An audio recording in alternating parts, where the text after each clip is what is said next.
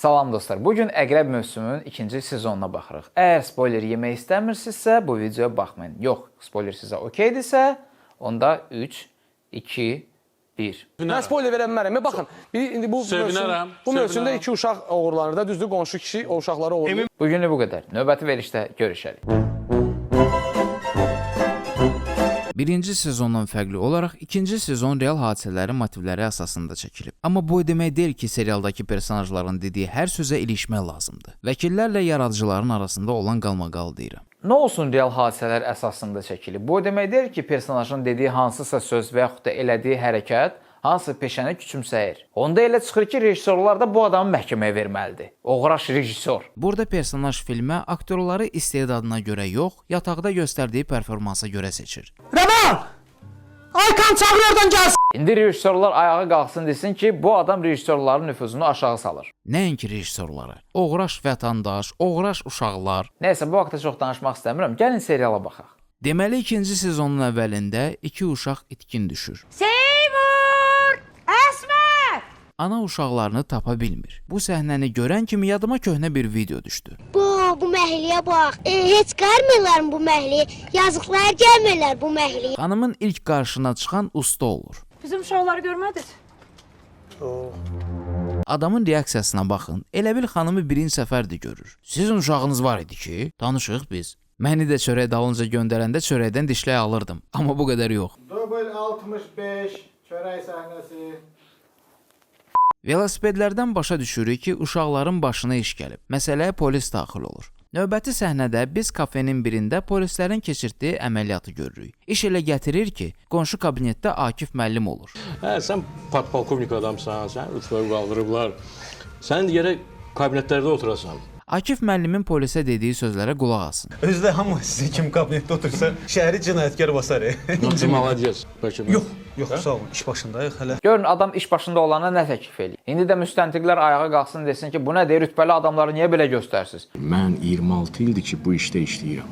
Mənim ömrə gələ bilməsən də. İndi isə bu səhnəyə baxın. Deməli, ortada bağlanmayan bir iş var. Qadını ərini baltaladığına görə tutublar. Özü öz dili ilə deyir ki, daha məni bezdirmişdi, ona görə baltaladım. Müstəntiq Rauf deyir ki, cinayəti o törətməyib, yalan danışır. Amma Akif müəllim dirəşib ki, adam özü etiraf edir də, bağla məsələni. Amma axırda elə çıxır ki, Rauf düz deyilmiş. Cinayətkar xanım deyil, xalası oğlu imiş. Yəni Rauf Akifin dediyini eləsəydi, onun kimi laqeyd yanaşsaydı, əsl günahkar azadlıqda olacaqdı. Sözü ona gətirirəm ki, serialdakı müstəntiqlər də hamısı məsuliyyətli deyil. Bəziləri hansı məsələyə laqeyd yanaşa bilər, bəziləri səhv qərar verə bilər. Heç kim ideal deyil. Nəysə, polislər uşaqları axtaranda uşaqların atası işlədiyi binada bir fifoçka ilə tanış olur. Bu nə sürətdirsə, bir neçə saatdan sonra adamlar sevişməyə başlayır. Sevişib bitirəndən sonra isə bir-birini tanımaq qərarına gəlirlər. Mənə bax, 13-cü mərtəbədə harda işləyirsən? Adın nə idi sənin? İş elə gətirir ki, uşaqların məsələsini bizim polisə verirlər. Elman Əliyev sizsiz.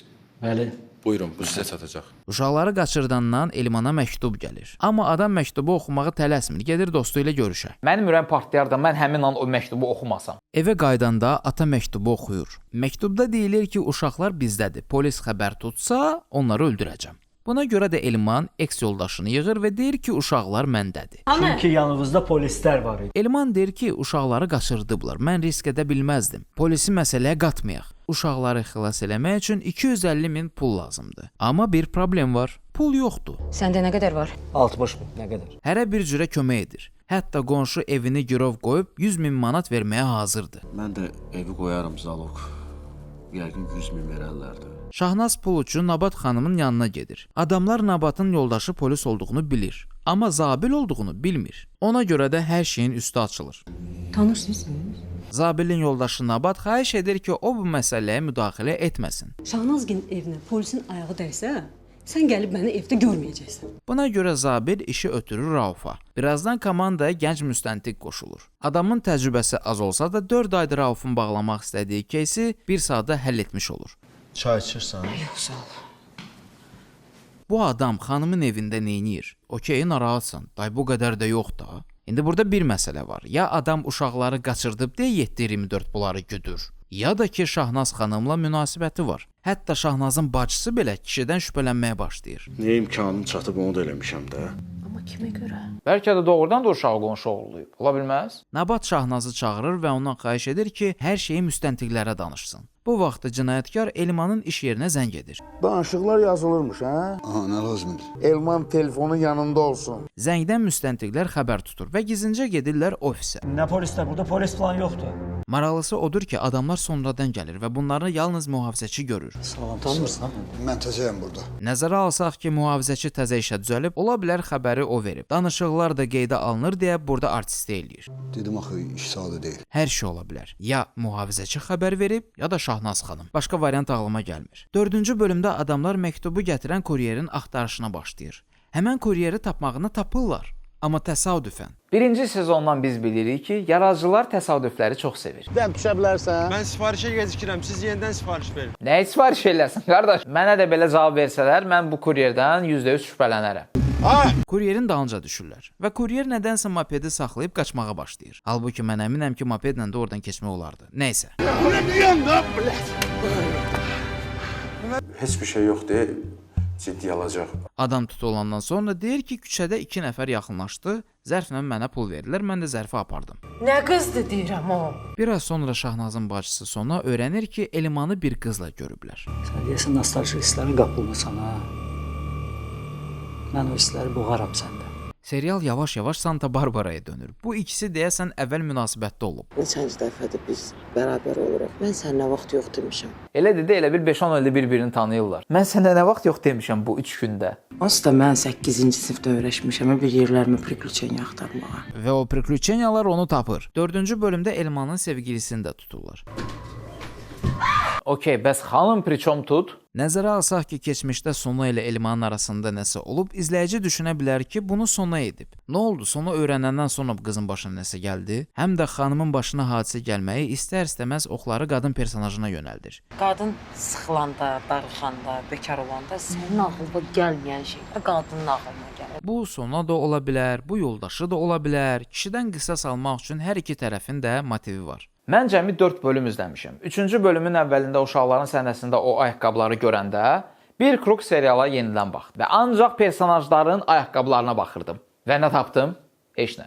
Serialın ortalarında Sinan adlı yeni personaj peyda olur. Sinan Rənanın qardaşıdır. Biz öyrənirik ki, adam əvvəl narkotik qəbul edən olub və sonra müalicə alıb. İndi də nəsə şübhəli işlərlə məşğuldur. İşlə məşğul olacaq. Laşatqa. Beşqubluq. Görüşdüyü adamlar da belə şübhəlidir. Bu uşaqlar kimdir bilmirəm, amma burada pişik ilə bağlı bir səhnə var. İşte biz atəliyyə soyunmayız. Mən yox. Olmaz da oldu. Pişik zat da saxlayırsınız. Hə, təzə gətirmişəm. Ay sizi heyvan sevərim. Bir kadrda uşağın əlində pişik görürük. Okey, bu pişiklə olan səhnələri yaradıcılar bizə niyə göstərsin ki? Nə demək istəyirlər? Ola bilər Sinanın sayəsində polislər bu adamlara çıxacaq və biz öyrənəcəyik ki, bu adamların da uşaqların qaçırılmasında nəsə bir rolu var. Uşağı qaçırdanlar zəng edib deyir ki, pulu dediyim ünvana gətirərsiniz. Padruqam var. Padruqam? Yox, yoxdur. Bizə niyə soruşuram? Biz 2 nəfərik. Bacım var, bacım. Padruqam var. Nəyə görə deyirəm? Biz 2 nəfərik. Bunlar deyta zadan çıxır, başa düşmürəm. 4-cü bölüm bitəndən sonra adamın ağlına 1-2 versiya gəlir. Versiyalardan biri budur. Uşaqları qonşu qaçırdıb. Ona görə də rahatlıqla evi zaloq qoyub pulu adama verir. Bilir ki, pul onsuz da özünə qayıdacaq. Okey, indi sual yaranır ki, bunu pula görə edir, yoxsa Şahnaza görə? Şahnaza görə edirsə, deməli qonşu və Şahnaz əlbirdir. Şahnaz Elmandan bu formada qisas alır, qonşu da onu sevir deyə kömək eləyir. Biz personajlar haqqında hələ çox şey bilmirik. Ona görə hər şey ola bilər. O biri versiyanı isə demirəm. Təklif edirəm ki, digər versiyanı siz rəy bölməsində yazasınız və növbəti verilişdə serial bitəndən sonra rəyləri oxuya-oxuya şərh eləmək daha maraqlı olacaq. Növbəti verilişdə görüşərik.